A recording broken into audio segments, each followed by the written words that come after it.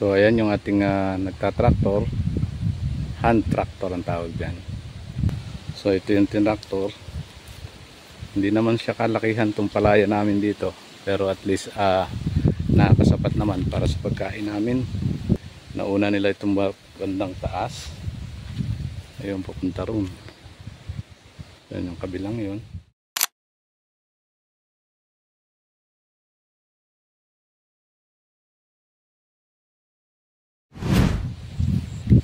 Wala na yun.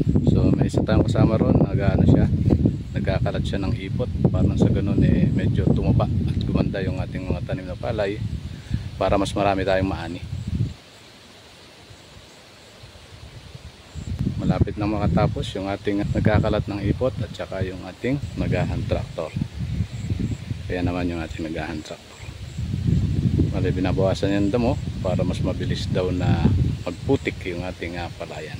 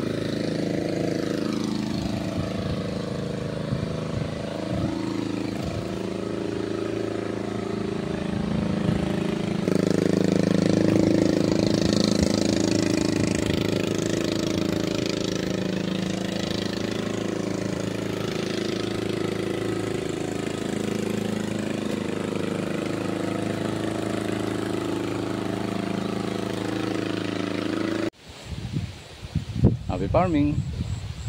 So ayan, yung ating palayan, pwede na tayong magdapog o magsabog ng ating binhi.